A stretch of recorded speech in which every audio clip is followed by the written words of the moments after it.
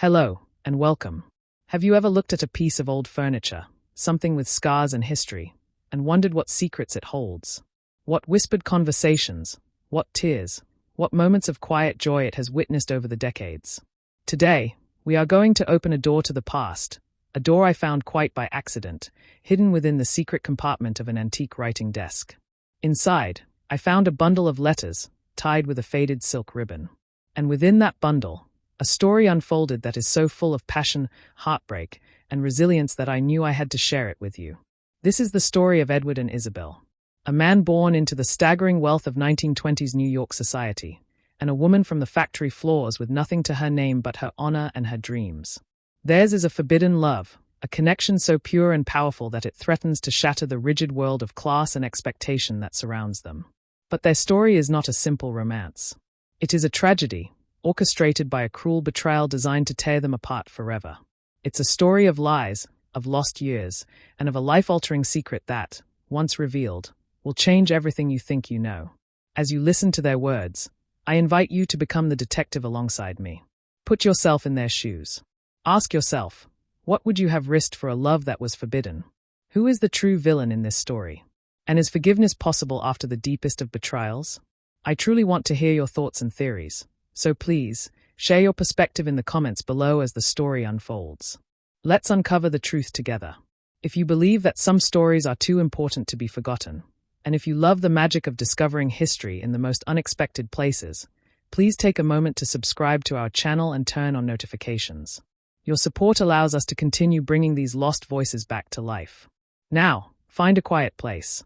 Let the world fade away, and let's open the first letter, dated October 1929, as we step into the world of Edward and Isabelle. It's funny how the heaviest stories can hide in the most unassuming of places. Mine began not in a grand library or a dusty archive, but at a weekend estate sale in a forgotten corner of Brooklyn. I was looking for furniture, something with character for my small apartment, when I found it, a lady's writing desk from the turn of the century. It was made of dark mahogany, elegant but weathered, its surface covered in the faint scars of a long life. The seller, an old man clearing out his family's home, sold it to me for a song. It was only when I got it home and began cleaning the dovetailed drawers that I found the anomaly. A small section of the wood at the back of the top drawer felt loose. My heart quickened with that universal thrill of discovery. With gentle pressure, a false panel slid open, revealing a hidden compartment, no bigger than a showbox. Inside, tied with a faded navy blue silk ribbon, was a stack of letters. There must have been 50 of them, bundled tightly together. The air that escaped the compartment was a ghost of a scent, cedar, dried ink, and something faintly floral, like pressed lavender. The paper was brittle and yellowed with age, the edges softened by time and countless readings. Two distinct styles of handwriting emerged as I carefully untied the ribbon.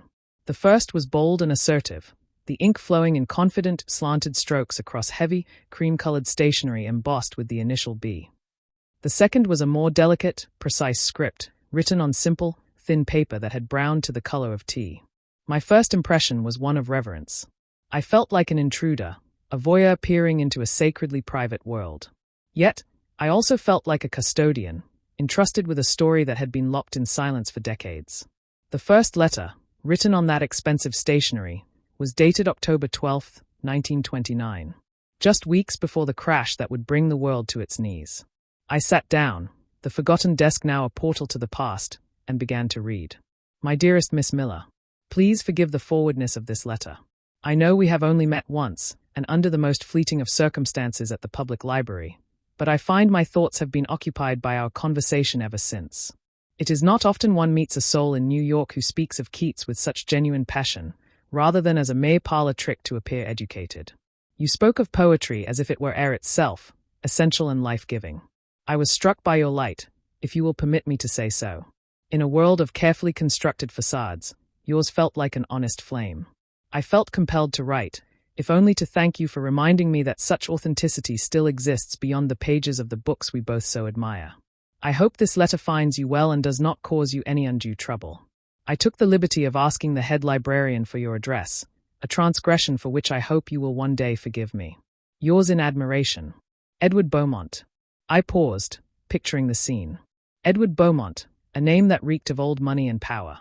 Isabelle Miller, a woman who frequented the public library, whose address could be procured from a librarian.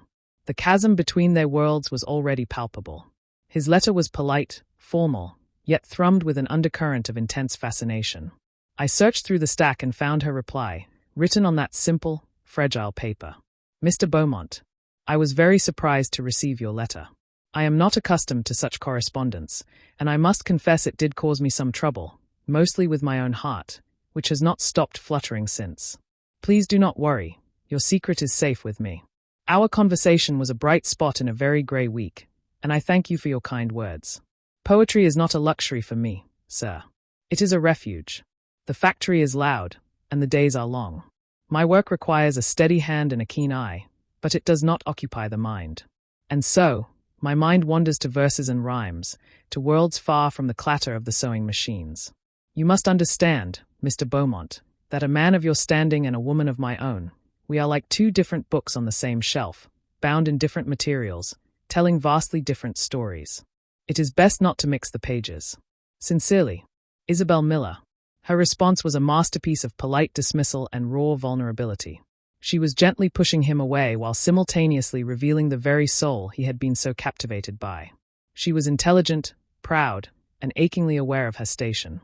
This was the start of it all, a fragile bridge built of paper and ink, stretching across an impassable chasm of wealth and class. And as I would soon discover, it was a bridge destined for a tragic collapse. As I delved deeper into the bundle of letters, the correspondence began to quicken. The formal Mr. Beaumont and Miss Miller slowly, tentatively, gave way to Edward and Isabelle. His letters became more urgent, hers more daring. He was a man enchanted, pulling her into his orbit, while she was a woman caught between the allure of a life she could only dream of and the harsh reality of the one she lived. A letter from Edward, dated November 5, 1929, revealed the gilded cage he inhabited. The stock market had crashed just 2 weeks prior, but in his world, it was merely an inconvenience, a topic of frustrated conversation over brandy and cigars. My dearest Isabelle, last night, I was subjected to another of my mother's dreadful dinner parties. The topic of conversation was, of course, the financial unpleasantness on Wall Street. My father and his associates spoke of fortunes lost as if they were discussing a mild dip in the weather, all while seated beneath a crystal chandelier that could feed your entire neighborhood for a year. It is a world of profound contradictions. My mother, Beatrice, has already begun her campaign to find me a suitable wife. A Miss Cornelia Vanderbilt was presented last evening. She is beautiful, I suppose, in the way a porcelain doll is beautiful, perfect, polished, and entirely lifeless. She spoke of her recent trip to Paris and the latest fashions, and all I could think of was you, in your simple dress, speaking of poetry with a fire in your eyes that could outshine every diamond in that room. You say our pages should not be mixed, but I find that I can no longer read my own story. The words are hollow. Your pages are the only ones that hold any meaning for me. I must see you again, away from the prying eyes of librarians and the gilded prison of my home. There is a small cafe, the Daily Grind, on the Lower East Side. No one of any consequence goes there. Would you meet me there this Saturday afternoon? Yours, always, Edward. I could feel his desperation, the suffocating weight of his social obligations. He wasn't just falling for Isabelle. He was falling for the authenticity she represented, a stark contrast to his own world. While reading his words, I noticed his script, usually so controlled, had become slightly more erratic, the loops of his YS and GS longer, as if he couldn't contain his emotion. Her reply was full of a beautiful, terrifying hope. Edward, to say your letter made me nervous would be an understatement. To meet in person, it feels like a dangerous and wonderful dream. My landlady, Mrs. Gable, is already suspicious of the fine stationery arriving for me. She squints at me over her spectacles, her mind undoubtedly filling with sordid tales. But I will be there. Saturday, 3 o'clock. Life is short and grey, and the thought of an afternoon of colour is too much to resist. But you must promise me you will be careful. A man like you in a place like the Daily Grind will be noticed. They are not used to tailored suits and polished shoes. I have been saving a little from my wages. It is not much, but perhaps enough for 2 cups of coffee. Please allow me this. I want to feel, for just one afternoon, that we are equals, meeting on common ground. Yours, Isabelle. This letter was different. Tucked inside the folded paper was a tiny, pressed violet, its color faded to a pale lavender. I could imagine her, sitting in a small, dimly lit room, carefully placing the flower into the envelope, a secret, fragile gift. Following that letter was another from Edward, his words practically dancing on the page, describing their meeting. He wrote of how she looked, the way she nervously stirred her coffee, the sound of her laugh, which he called a rebellion against the city's noise. Their secret meetings became a regular occurrence, their letters now filled with shared memories and inside jokes. But the specter of his family, particularly his mother, loomed large. A letter from early December carried the first real tremor of fear. The joy that had colored his recent letters was replaced by a thread of panic. "Isabelle, my love. Something terrible has happened. We were not as careful as we thought. As I was leaving the cafe today, I saw my mother's car, a black Rolls-Royce, impossible to miss, parked across the street. She was in the back, her face like a marble statue, her eyes fixed on me. She did not wave or acknowledge me. She simply watched until I was gone. I do not know if she saw you. I pray she did not. But she knows I was somewhere I shouldn't be. I do not know what she will do, but I fear the storm is coming. She is not a woman who tolerates secrets, especially those that threaten her plans. Be careful, my love. Do not speak of this to anyone. Yours, in fear and devotion, Edward." And with those words, the delicate silence of their secret world was shattered. The game they were playing had suddenly become real, and I knew, holding the weight of their story in my hands, that the formidable Beatrice Beaumont was not a player to be taken lightly. The air of playful secrecy that had once danced through their letters was now gone, replaced by a suffocating dread. The next letter I picked up was from Edward, dated just 2 days after his mother had seen him. The paper felt different, as if it had been crumpled and then smoothed out again. His usually bold handwriting was tight and constricted. "Isabelle, my love. The confrontation I feared has come to pass. My mother summoned me to my father's study last night. She did not raise her voice. She never does. That is not her way. Her anger is a cold thing, a frost that settles over a room and chokes the air from your lungs. She spoke of legacy, of duty, of the Beaumont name. She called you an unfortunate distraction. She has forbidden me from seeing you. She has instructed the staff to screen my mail and has curtailed my allowance, treating me not as a man of 24, but as a disobedient schoolboy. She believes she can control my heart by controlling my movements. She spoke of the ruin a scandal would bring, not just to our family, but to you.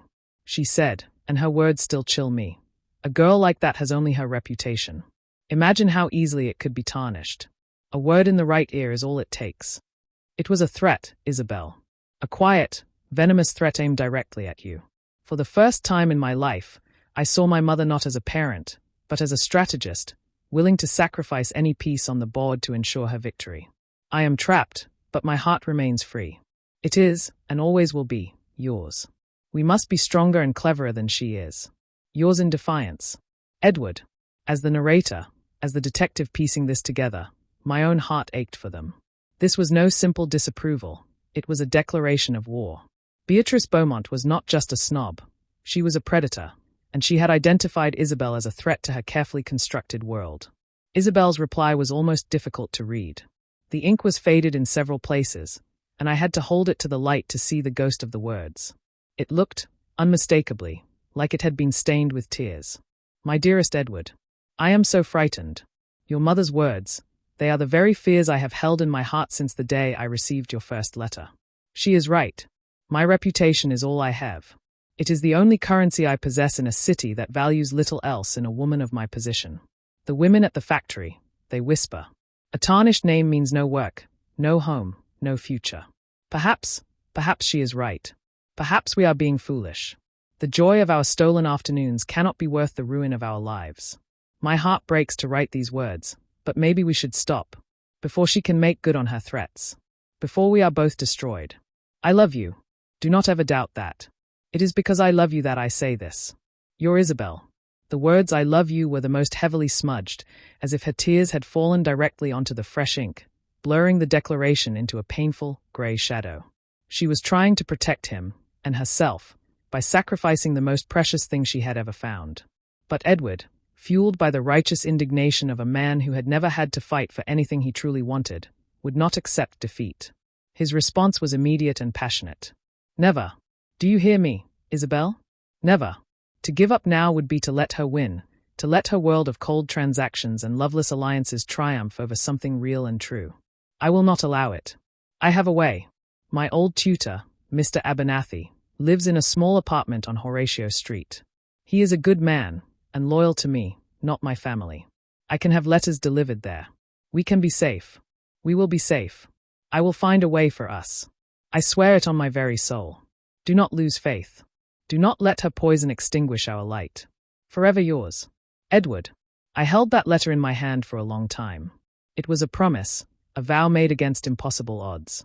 Here, in these folded pieces of paper, was the pivot point. They could have let the story end, a sad tale of a love that could not be. Instead, they chose to fight. They were stepping off a cliff together, trusting that their love would be enough to build wings on the way down. But I knew, from the sheer thickness of the remaining letters, that the fall was only just beginning. The next phase of their correspondence was marked by a desperate ingenuity. The letters, now sent in secret to Mr. Abernathy's address, took on the hushed, breathless tone of conspiracy. They were no longer just love letters. They were lifelines, whispered reassurances across a city determined to keep them apart. But Beatrice Beaumont was not a woman to be so easily outsmarted. She was merely biding her time, waiting for the perfect moment to strike. That moment, I discovered, came in the bleak winter of January 1930. I found a letter from Isabelle, but it was different from the others. The envelope wasn't postmarked. It was sealed, but had been carefully pried open at the edge, the paper slightly torn, and then resealed with a clumsy dab of glue. It had clearly been intercepted. It was a letter Edward had never received. My Edward, the silence of these last few weeks has been a constant ache. I know we cannot meet as we used to, but the letters have been my everything. They are the proof that you are real, that we are real. Last night, I could not sleep.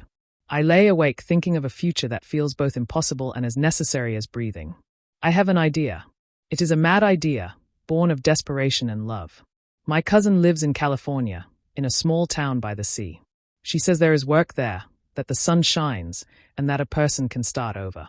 It is not New York. There are no ballrooms or fortunes, but there is honesty and fresh air. We could be happy there, Edward. I could work as a seamstress, you could write, as you've always dreamed of doing. We would have nothing but each other, and it would be everything. Think of it. A life away from the judgment, away from the cold shadow of your mother's expectations. A life that is ours. Please, tell me I am not a fool for dreaming this dream. All my love, forever. Isabelle. My hands trembled as I refolded the letter. This was her heart, laid bare on the page. A concrete plan. A tangible hope for a future. And Beatrice had stolen it from him. She had read Isabelle's most vulnerable thoughts and had seen not a plea for love, but a strategic threat that had to be neutralized. The subsequent letters told a chilling story of psychological warfare. Edward's next letter, arriving a week after Isabelle's intercepted one, was frantic. Isabelle, my love, why the silence? It has been 2 weeks. I have sent 3 letters to Mr. Abernathy's address and have received nothing in return.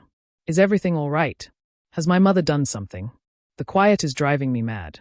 Please, just a word to let me know you are safe. He didn't know that she had written, that she had offered him an escape. He only knew the silence. And then, Beatrice made her move. I found another letter from Isabelle, her handwriting shaky with despair. Edward, what am I to believe? A man came to the factory today. A solicitor, he said, representing your family. He told me you were to be married, to Miss Vanderbilt, and that the engagement would be announced in the spring.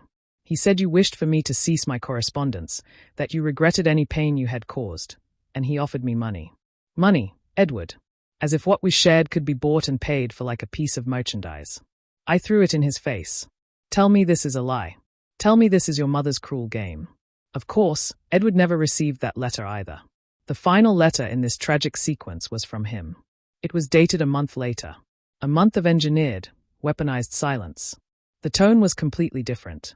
The warmth, the passion, the defiance, all of it was gone, replaced by a cold, brittle formality that shattered my heart. Miss Miller, it has become clear from your extended silence that you have reconsidered the nature of our association. I must confess, the time and distance has brought a certain clarity for me as well. I have come to accept the wisdom of my family's position. The gulf between our worlds is indeed too great to bridge. I wish you the best in your future endeavors. Sincerely, Edward Beaumont. It was a kill shot. A letter born from the false belief that she had abandoned him, a wounded, prideful retreat. And I knew, with a certainty that felt like ice in my veins, that Beatrice had likely ensured this letter, and this letter alone, would find its way into Isabelle's hands. The betrayal was complete, executed not with a single blow, but with the slow, agonizing poison of silence. Beatrice's plan, executed with the cold precision of a chess master, had succeeded. The two lovers, once connected by an unbreakable thread of ink and devotion, were now isolated in their own private prisons of heartbreak. The next letter I found was Isabelle's response to Edward's cold, final note. As a physical object, it was the most tragic of the entire collection.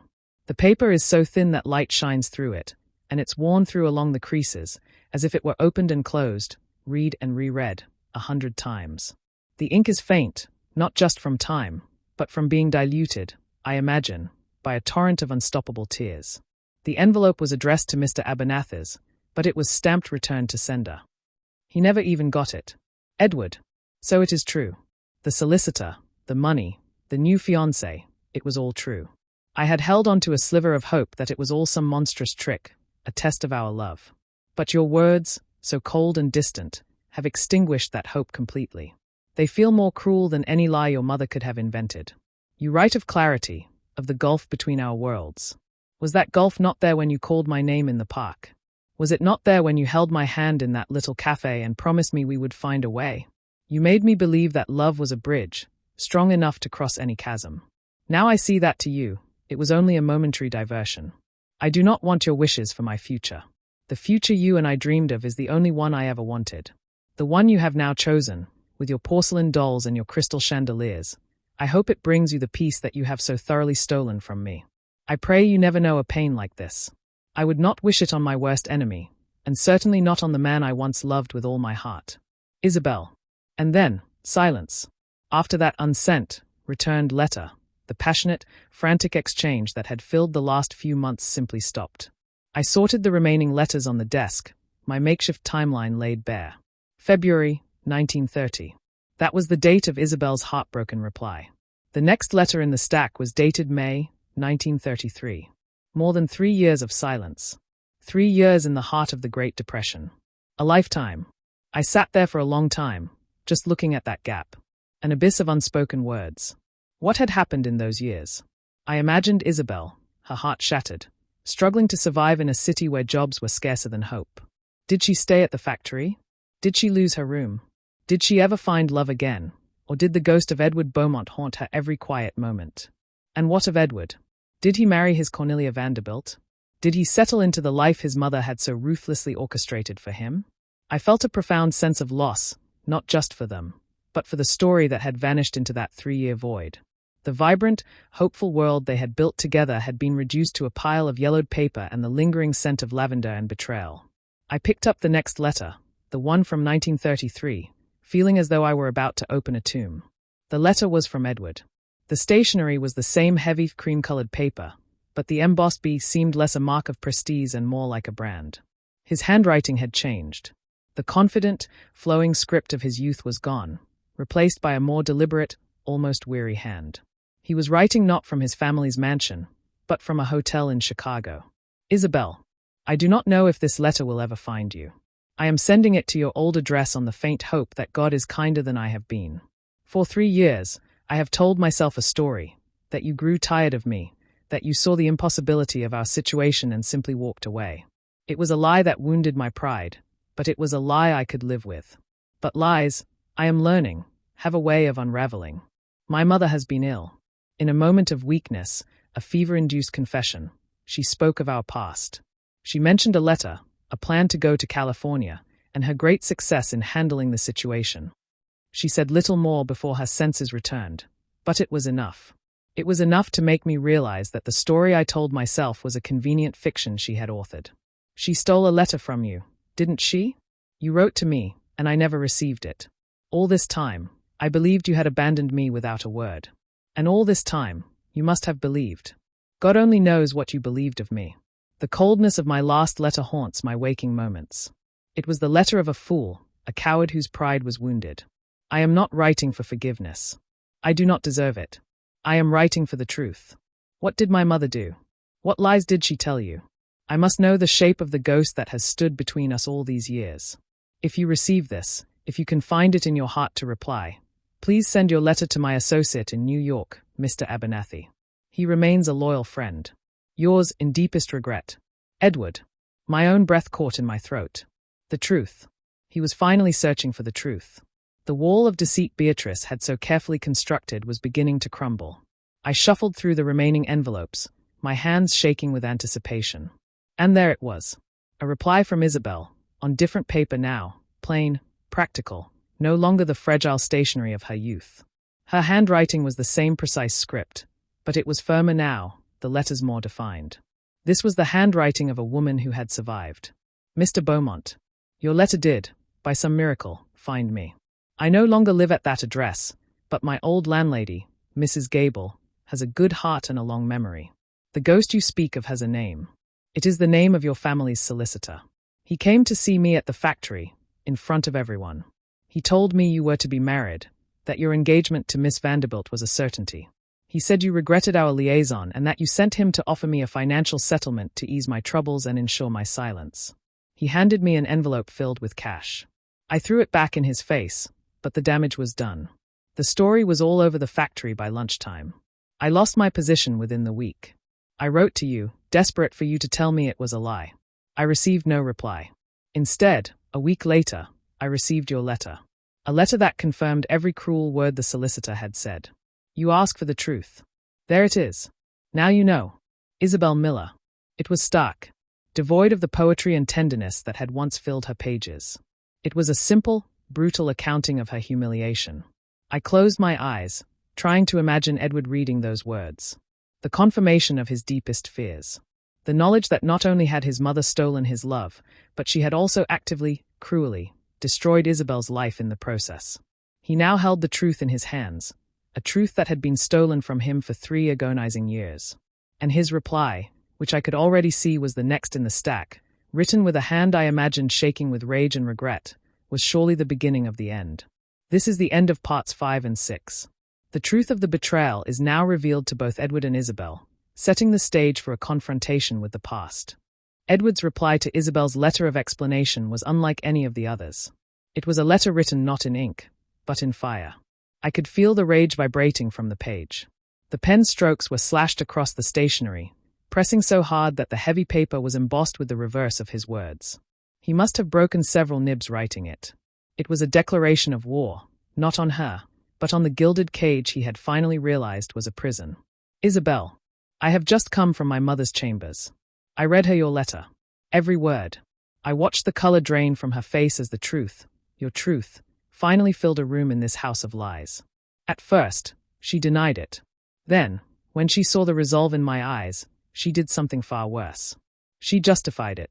She called it a mother's duty to protect her son from a ruinous entanglement. She spoke of you as if you were a disease from which I had to be cured. I have never known a rage like this. It is a clean, purifying fire. And it has burned away every last thread of obligation I ever felt to my name, my fortune, and my family. I told her I was no longer her son. I told my father I would not take a single dollar more from his accounts. I walked out of that house with nothing but the clothes on my back and a freedom I have never known. I am a free man, Isabelle. For the first time. But my freedom is meaningless without the chance to atone for the sins committed in my name. The pride and cowardice that made me write that final, monstrous letter to you 3 years ago is my sin, and I will spend the rest of my life making it right, if you will let me. I must see you. Please. Let me apologize to you in person. Let me look you in the eyes and tell you the truth of my heart. The Daily Grind. This Saturday. 3 o'clock. For the sake of what we once were, grant me this one meeting. I will be there, and I will wait for as long as it takes. Forever and truly yours. Edward. This was it. The ultimate gamble. He had burned his old life to the ground on the hope that the foundation of their love was still strong enough to build upon. Now, everything rested on Isabelle. I searched for her reply with a frantic energy. Would she see him? Could she even bear to look at the face she associated with her deepest wound? Her response was written on a simple postcard. It was brief and to the point, her caution a palpable shield against her own heart. Edward, your rage does not undo the past. Your freedom does not heal my scars. But I have carried questions for 3 years that have weighed down my soul. Perhaps it is time to lay them to rest. I will be there. Do not be late. Isabelle. Her acceptance was not an embrace, but a challenge. She was meeting him on her terms now. I held my breath, the entire story balanced on the knife's edge of this single, impending meeting. It wasn't just a reunion. It was an inquest on a love that had been murdered years ago. The next letter, I knew, would reveal whether it was possible to resurrect a ghost, or if all they would accomplish was to finally bury the dead. The letter that followed the meeting was from Edward, written late that same night. His handwriting was a chaotic scrawl, a testament to a mind reeling, a world tilted entirely off its axis. He was no longer angry, no longer remorseful. He was in a state of pure, unadulterated shock. My dearest Isabelle, I saw you. After 1,000 nights of seeing you only in my dreams, I saw you. You are different. Of course you are. How could you not be? The hardships of these past years are etched in the fine lines around your eyes, but they are lines of strength, not of defeat. The girlish softness is gone, replaced by a woman's grace. You are more beautiful than ever. We spoke for hours. I apologized. You listened, your face a mask of careful neutrality. You told me of your struggles, losing your job, taking on piecework at home, the constant threat of eviction. You told me how you survived. Not once did you cry. Your strength humbles me to my very core. And as the afternoon faded, a fragile hope began to bloom in my chest. I felt that perhaps, with time, we could find our way back. I told you of my plans. That I had secured a small inheritance left to me by my grandfather, money my mother could not touch. I told you that I wanted to make your California dream a reality. That we could leave this city and its ghosts behind and build a life that was truly ours. For the first time, I saw a flicker of the old light in your eyes. But then you told me. You said there was something I needed to know before we could speak of a future. You looked at me, your eyes filled with 3 years of fear and secrets, and you told me the truth that changes everything. Here, the letter stops. There is a large, smeared blot of ink, as if he set his pen down for a long time, the nib leaking into the paper. When the writing resumes, it is barely legible. I have a son. His name is Thomas. He is 2.5 years old. He has your eyes, you said, but my hair. A son. You were pregnant when my mother's solicitor came to you. You were alone, terrified, and shamed, and you faced it all without me. While I was drinking brandy in my father's study, drowning in self-pity, you were fighting for the life of our child. A son. The words do not feel real. I am a father. All this time, a part of me has been living in this world, and I never knew. You kept him safe. You kept him fed. You protected him, and you did it all alone. I do not know what to feel. There is a joy so immense it feels like it could break my ribs, and a sorrow so deep it threatens to drown me. I lost not just you, Isabelle. I lost 3 years with my own child. The betrayal is so much greater than I ever could have imagined. We are to meet again tomorrow. You are bringing him. I am to meet my son. Edward. I had to put the letter down. I stood up and walked to the window, my own hands shaking. A child. A secret son. This was the turning point, the revelation that changed the entire fabric of their story. It was no longer a story about a stolen romance.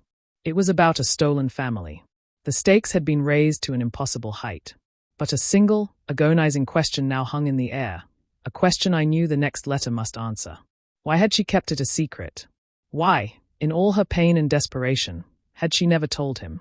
The answer, I was about to discover, was even more heartbreaking than the secret itself.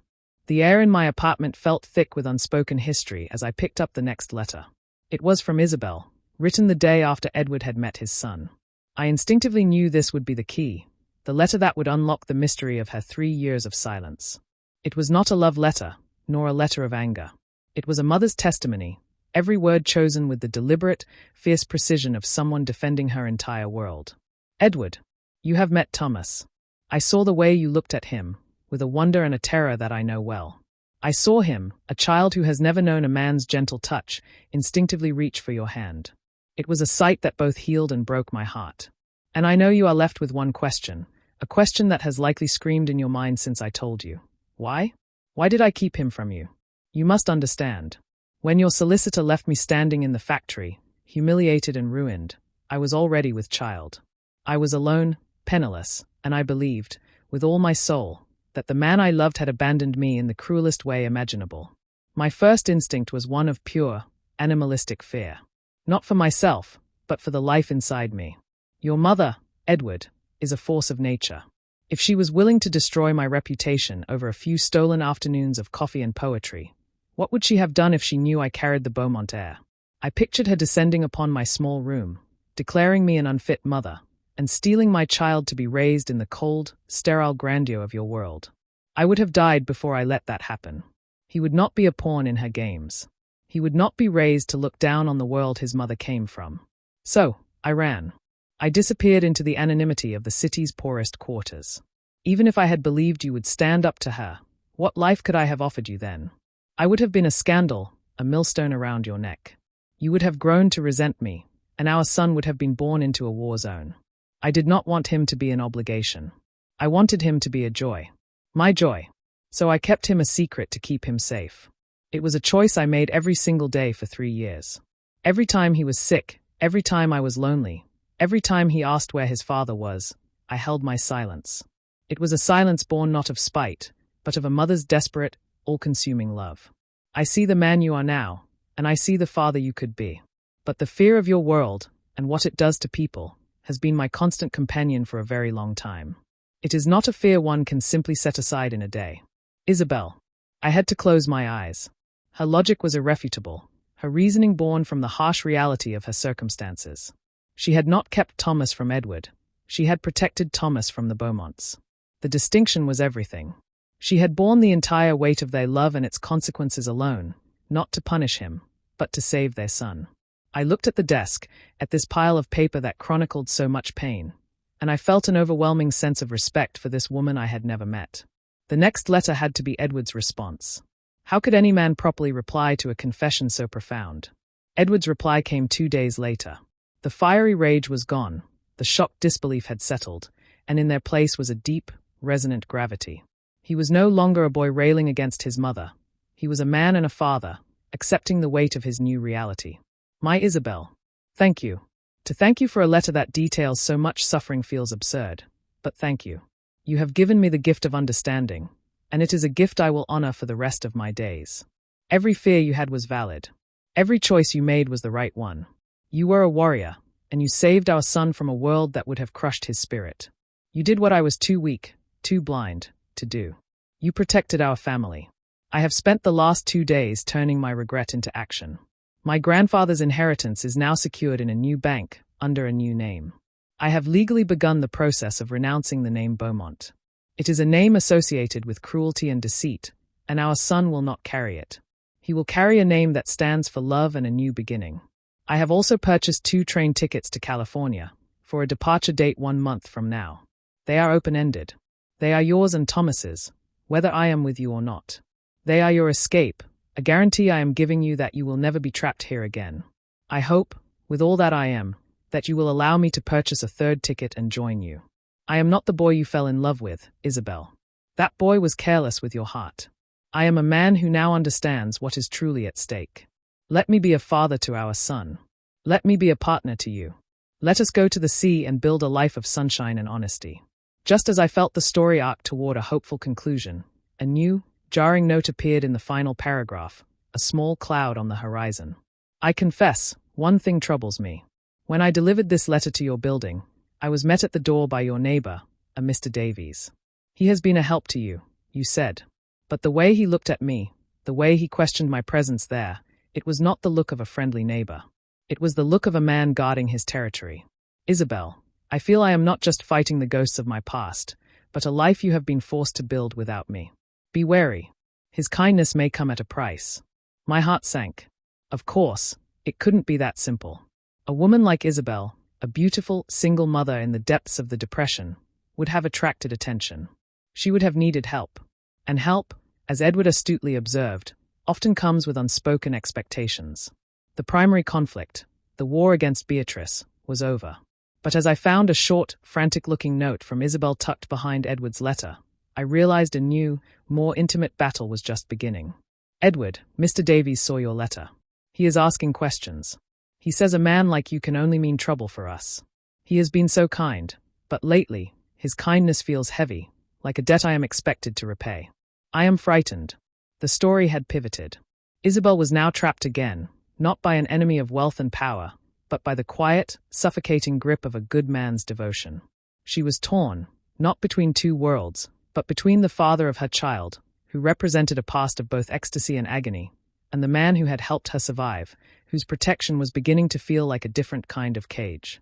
The final act of this long and painful drama was not played out in the opulent mansions of the Upper East Side, but in the cramped, shadowy hallways of a Lower East Side tenement building. The conflict with Mr. Davies escalated quickly, captured in a series of short, frantic notes that were the last items in the main bundle. The tone was no longer one of love and reunion, but of strategy and escape. Isabelle's handwriting was rushed, the letters sharp with anxiety. Edward, he is watching me. He waits for the mail to arrive and brings it to me himself, a gesture that seems kind but is an act of surveillance. He asks about you constantly, referring to you as that wealthy fellow who will only hurt me again.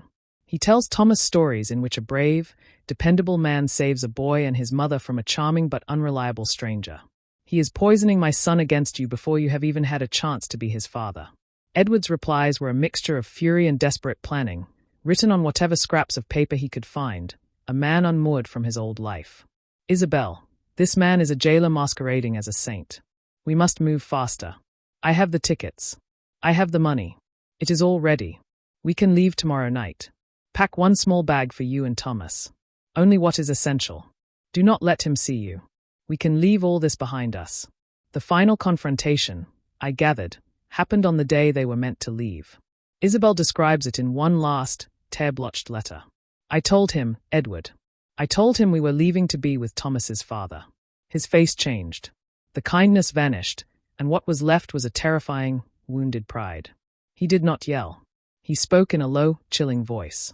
He said he had saved me, that he had been a father to Thomas when you were nowhere to be found. He said I owed him. He said if I tried to leave, he would go to the authorities and tell them I was an unfit mother, that a wealthy man had paid me to run away with his illegitimate child. He would paint a picture so ugly, so scandalous, that they would take Thomas from me.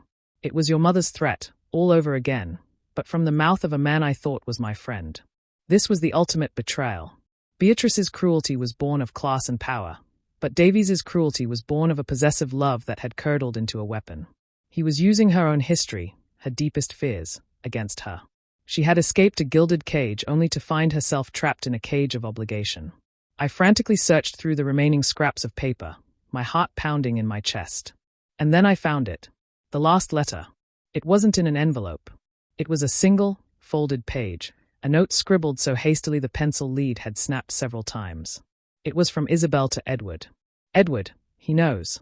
It was worse than I imagined. He has locked the main bolt on my door from the outside, saying it is for my own protection. He will not let us go. I don't know what to do, but I know we must leave. Tonight. The midnight train to Chicago. Find a way to the station. If I am not there by 1 o'clock, assume the worst. Assume he has won. Save yourself. Do not come back for me. Just go. And that was it. The story ended on a precipice. A desperate, impossible plan. A midnight train. A threat of ruin. I sat there, stunned. Did she make it? Or did she become another ghost? A story of a woman who almost escaped, her hope finally extinguished in a locked room in a tenement building. The box of letters offered no more answers. For an hour, I sat in front of the writing desk, the story ending in a scream of silence. Isabelle's last note lay on the polished wood, a final, desperate plea. Was this their ending? A tragic, unanswered question. I couldn't accept it. I ran my hands over the letters one last time, sorting them into their tragic timeline. As I gathered the faded silk ribbon to ready the bundle, my fingers brushed against the bottom of the hidden compartment. There was a slight indentation in the wood. A false bottom. With trembling hands, I pried it up. Underneath were not letters. There were only 3 items. The first was a train ticket stub. Grand Central to Chicago. Dated March 2nd, 1934. The very night of Isabelle's frantic note. The second was a small, dried flower. A pressed violet, identical to the one she had sent him in one of their very first letters. A symbol of their beginning, preserved at their end. And the third item was a photograph. It was small and dog-eared, the image faded to a soft sepia. But the figures were unmistakable. It was Edward and Isabelle, perhaps 5 or 6 years older. They were standing in front of a small, simple house, bathed in a brilliant, unfamiliar sunlight. Edward had his arm around her, and he was smiling, a real, unguarded smile of pure contentment. Isabelle was leaning into him, her face full of a peace that had been absent from every single one of her letters. And standing in front of them, holding Edward's hand, was a small boy of about 8, with Isabelle's eyes and a shock of familiar, dark hair. Thomas. They had made it. I turned the photograph over. On the back, in Isabelle's firm, confident script, were a few simple words. Our home. Monterey, 1938. Where we learned that the best things in life are not what you own, but who you hold. I sank back into my chair, the photo held gently in my hands, a wave of relief so profound it felt like I had been holding my breath for 90 years. They had done it. Against all odds, against a tyrannical matriarch and a possessive jailer, they had found their way to the sun. Isabelle, in her moment of greatest peril, must have found the strength to break free, to run, to choose not just survival, but happiness. I looked at the desk, this silent witness to so much heartbreak and hope. It was no longer just a piece of furniture. It was a testament to the fact that love isn't just about poetry and passion. It's about resilience. It's about the courage to run for a midnight train. It's about finding the strength to turn your back on a world of lies and build a small home by the sea, a home built not with money, but with the ruins of a broken heart, pieced back together, stronger than before. Their story, once locked in darkness, was finally over, and it had ended in the light. This concludes the story of Edward and Isabelle. I hope this adaptation has met your expectations for the Paper Memories channel. And so, with a faded photograph and a few simple words on the back, the story of Edward and Isabelle comes to a close. What a breathtaking, heartbreaking, and ultimately triumphant journey. To think that it all lay dormant for decades, a lifetime of love and loss, locked away in a hidden compartment, waiting for someone to listen. When you reflect on a story like this, what is the lesson we are left with? For me, it's a powerful reminder that the cruelest cages aren't always made of iron bars, but are sometimes built from expectations, from lies, and even from the suffocating weight of misguided kindness. Isabelle and Edward's story teaches us that truth, no matter how long it has been buried, has the power to set us free. But it also teaches us that love isn't just a passive feeling, it's a choice. It's an act of courage.